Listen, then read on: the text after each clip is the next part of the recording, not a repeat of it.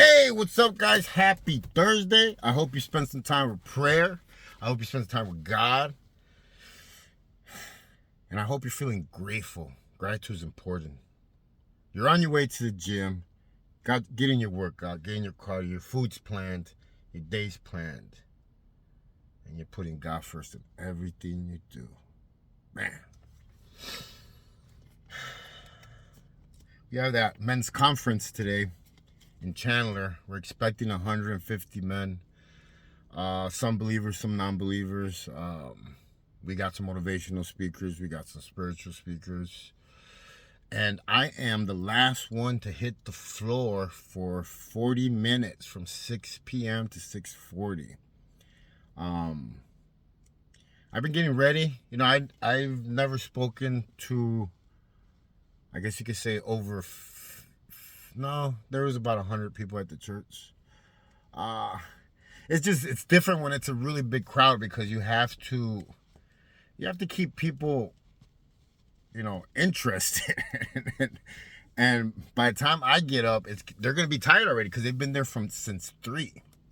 So I got some cool stuff planned out. I'm gonna get everybody to stand up and pound on their chest for a little bit, because it's a man's revival, and I believe that there's gonna be some men today that are gonna find their way home, and we gotta give them that Jesus flashlight, so they don't get lost no more. Weighed in today. My weight, I weighed in at 213 today. So I went from 238 to 227. Then I was at 221, then 219, 17, 15, and then today.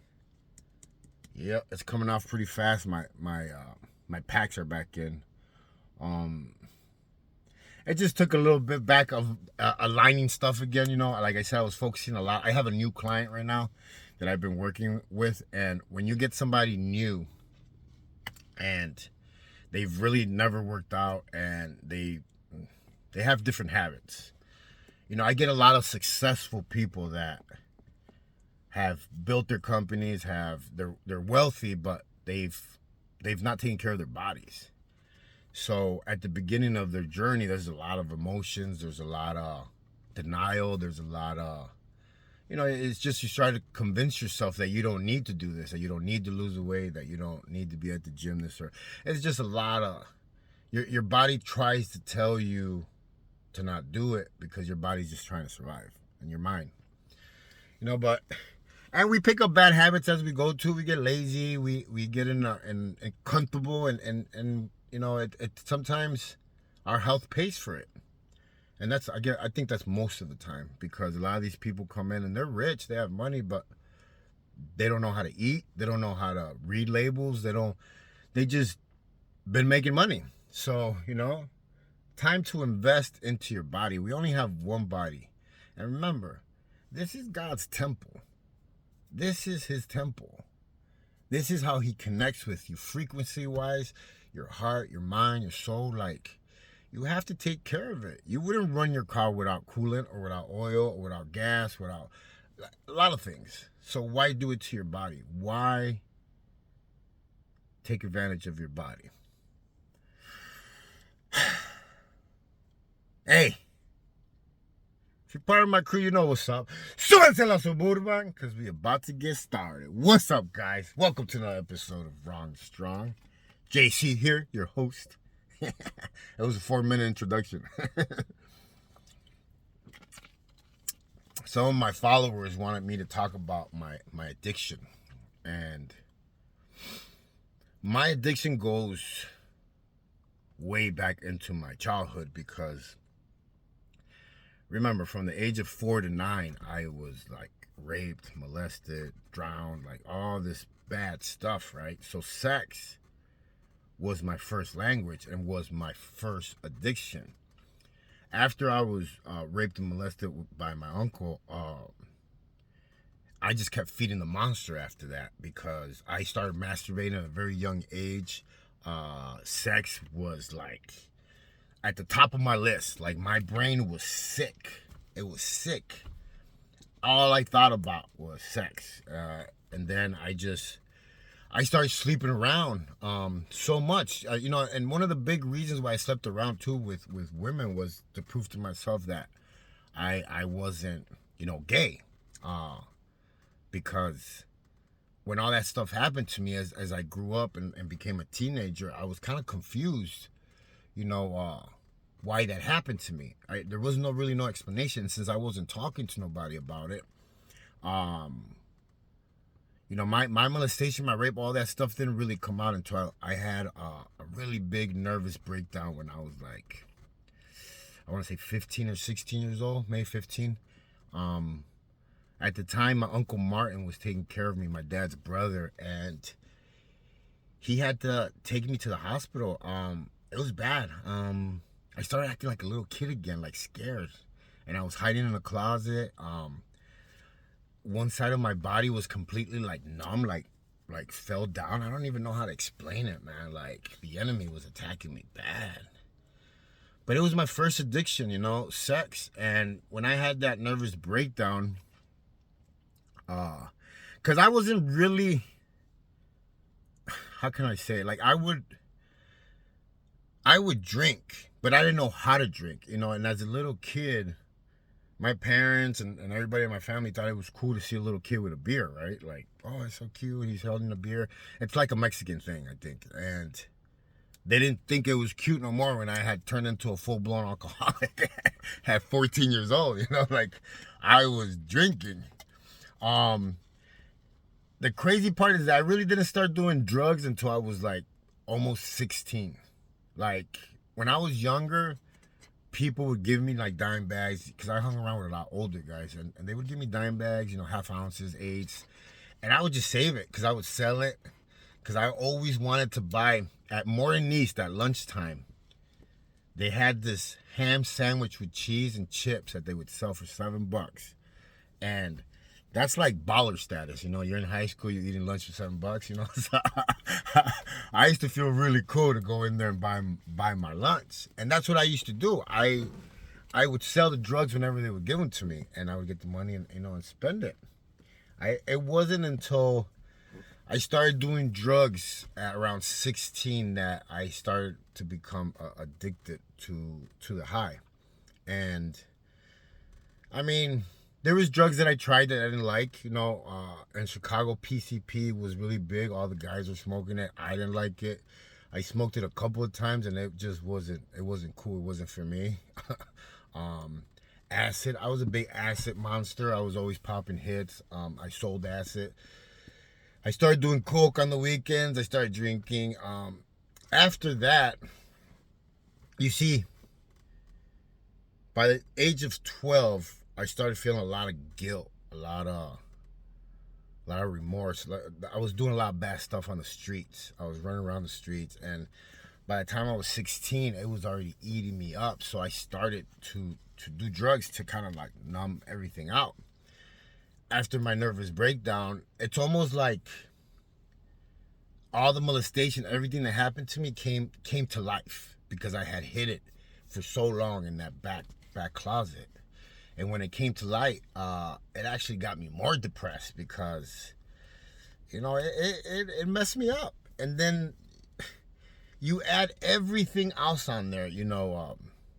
My best friend gets murdered in front of me right the first year I come to the United States from Mexico. You know what I mean? I witnessed the whole thing. And then after every year from there on, it was shootings, murders, people getting ran over. Even if I wasn't part of it, it was happening around me all the time.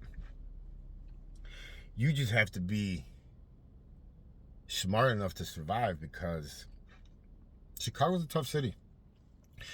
Chicago's a tough city, and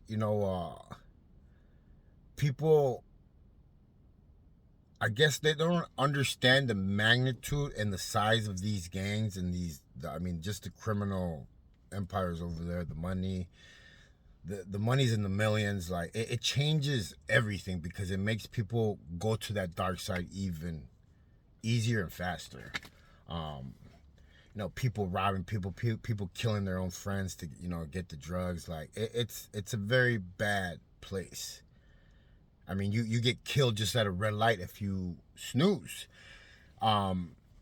You get so used to always checking your mirrors, checking your back, always looking at everything because you're constantly in survival mode.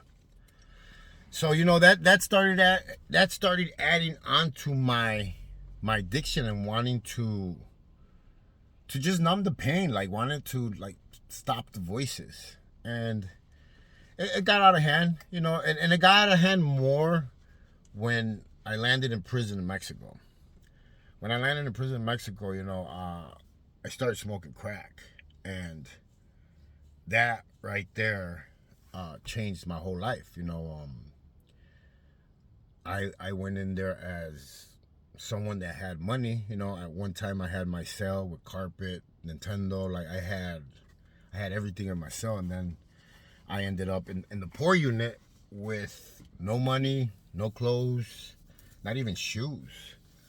And my addiction to crack was like crazy. I started doing things that I never thought I would do. Like I was cleaning people's rooms, washing clothes, like whatever it was to get high. I wasn't having sex or drugs. I wasn't doing that part, but I was like hustling, working, talacha, clean clothes, something I had never done. But and the crazy part of all that, and if you guys haven't watched my special on Locked Up Abroad, Narcos Neverland on the National Geographic channel, I think you need to watch it just because you need to understand my story a little bit more. But that just added on to everything, my depression, the loneliness. Like it was crazy because I started doing all kinds of drugs like tinder, gasoline, cheap stuff that just fries your brain. I'm not saying the other drugs are good, but there was a very large amount of drugs in the Mexican prison, from pills. There's a lot of pills over there in Mexico that are not, they don't sell them here in the United States. Mexico has a very big medical like pill like industry. I don't know how to explain it, but they have Rochas, Reinas, Robotriles. All those pills are uppers, downers, sideways, everything. So I started getting hooked on crack, pills, weed, alcohol. It was just nonstop. I ended up in the hospital over there twice for alcohol poisoning, and there was times where I felt I was gonna die from doing so much coke and crack. I had never done the amounts that I did in prison. It was crazy in there because there was always party. But that just made my addiction even more. And when I would get out of prison, I would slowly start, because I would always get out with that mindset, say, oh man, this time I'm gonna change. This time I want to be happy. This time this and that. But then I would get out and I really truly didn't have happiness. I didn't even know what it was. So then slowly but surely, I would fall back into my old habits. I would start drinking, start smoking weed, and the next thing you know, I was doing coke, and I would just fall back into it again. I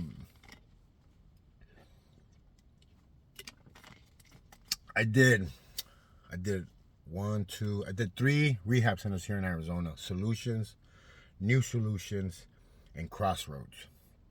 I did 90 days twice, and then I did 30 days at Crossroads, and I did the RDAP program in the feds. That's 9 months. 9 months of the drug program. I'm not gonna lie, the drug program taught me, I guess you could say, skills to address certain issues in myself to not fall that way. Like, they had this thing called camera check, where the camera's seeing one thing, but we're seeing another, and it was all little skills that I believe that, because we come from the streets and, we come with all this baggage, some of us don't know how to be alone. Some of us are addicts. Some of us don't know how to forgive. Some of us don't take care of our body. Some of us don't have discipline at all. So like it's a combination of a lot of things, and that's why it took me so long to put together a curriculum. Did I say that word right? Put together something that can help a man like me or a person like me. Like I had to learn to sleep out here. I had to learn to be in a relationship. I had to learn to take care of my body out here. Because it's different taking care of it out here than it is inside. Out here, there's a lot of things that you could fall into, food-wise. There's so many varieties, so many things. It's very easy to get overweight. It's very easy. It's very, very easy. But I have to say that after I got sober, I stopped drinking, I stopped smoking, and my addiction, because remember, if you have an addicted personality, it's not a bad thing. It's not. Like, you just have to channel your energy to the right thing. When I stopped doing everything, my addiction picked up on food. I started eating a lot of food, and I gained some weight. This is when like COVID and all that stuff happened, like right when my walk started, right when I met my wife. I started eating a lot, and I started gaining a lot of weight, and then I started getting depressed because I would look at myself and I looked like a pear. Somebody that had worked out his whole life, blah, blah, blah. And I was like, man, I started getting really depressed. So I had to sit down and talk to my wife and tell her to help me. Please don't order certain things. Like, I know that there's times that I don't have self-control for food. So I have to make plans to not fall into that trap. So, there's things that I tell her not to order, like cereal, stuff that like I see at night and I want to eat it. You don't wake up at night and be like, oh, I want to eat a protein bar. But it's all about challenging. I can't even say that right. I don't think you guys don't know this, but I have a hard time talking as it is, just because, okay, let me see. I had to learn English again. I got beat a lot in the head, a lot. My jaw was completely broken, dismantled from right here, open completely. So I have like a big like separation in my teeth right here that makes me sometimes like I don't say words right. I don't know why. They're in the process of fixing my teeth actually, because they were all just damaged. I mean, there has to be something here. A lot of war wounds, because I get into a lot of fights. I got beat up a lot. It hasn't been an easy life, and it's a lot to do with my choices. But I'm just saying it had to affect me in some way. But you know what? I don't even get embarrassed no more when I can't say a word or I don't pronounce it right. I'm not afraid to speak. Before I wouldn't speak because I knew I was going to say it wrong. Now, I don't care. Excuse me. The only opinion that matters to me is from my boss upstairs. That's the only one that matters to me. And it's my wife, my wife's my second wife. My kids are coming back into my life. Addiction, and I've been around addicts my whole life. I've lost, if you guys follow me, my best friend Eric, I lost him a couple years ago to a relapse. And me and him were like sober buddies. We would jump around from AA meetings to NA meetings on the weekends, and then, hit the gym. And that was my dog. Me and him, when I came home from prison, we hit it off. Everybody said that he was my white twin. And we took our sobriety very serious because we both had been on the streets and both had seen a lot, been through a lot. So we wrote it out together. And he relapsed, stole the truck from his girlfriend. His girlfriend called the cops, and then the cops got there and they shot him. Yeah. He died in the hospital. It was a tough one to swallow, man. He would come here every day to the gym. Every day he would come here to visit me. Every day. That was my dog. And then he started working out here because I was here all the time. So, yeah. I miss him to this day. I've had a lot of death in my life. I've had a lot of friends pass away. I've had a lot of friends put away. They're never coming home. Somehow, God managed to save me and put a purpose in my life. These past 2 years have been almost like, I haven't been able to catch my breath because I feel like I've been on the HOV lane to change, like, fast.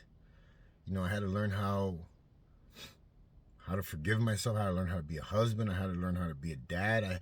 I had to learn all these things, like, fast. There was no kindergarten, first grade, second. No, like, I had to learn it. And, you know, I give God all the credit, man, for real. Like, God, scripture, men in my life that are, you know, walking with me.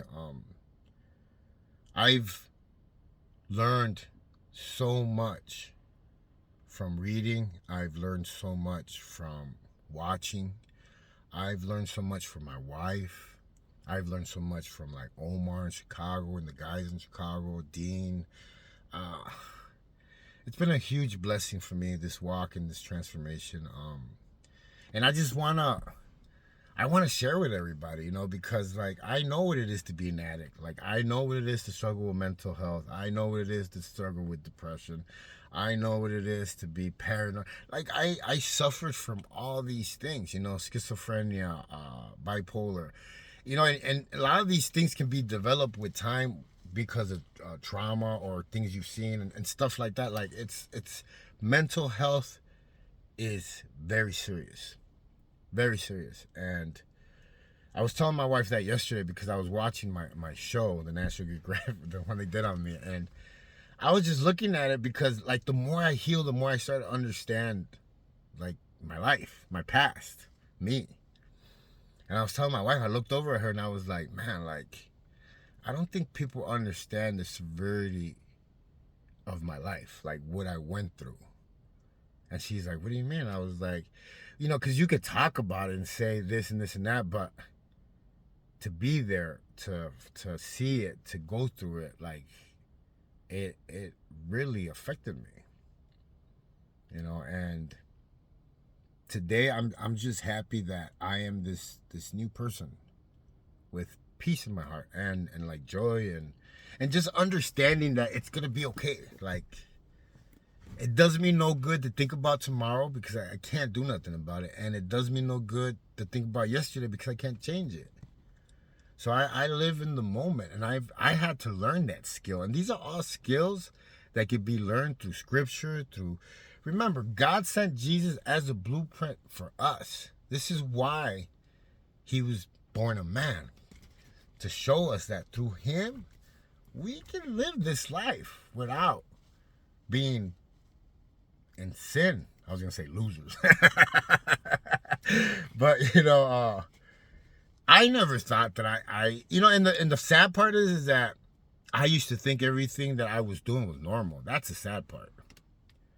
You know, it's not normal to try to kill people. It's not normal to try to beat up people just because they're from another hood or another neighborhood. None of that stuff is normal. But, you know, the addiction had a lot of play in my life that made things worse, you know, made my mental health worse, made my living situation worse. Because I had good jobs, I had good stuff, but I would always throw in that wrench with my addictions, and everything would mess up. Everything. And I think that's one of the biggest skills that I've put down on paper, you know, on my USP program. Just teaching these men that these are all skills that can be learned, and with God in your life, anything's possible. Is he with you? Who's going to be against you?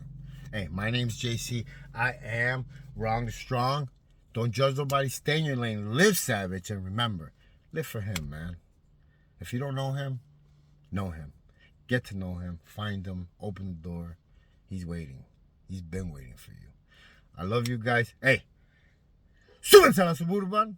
Let's go.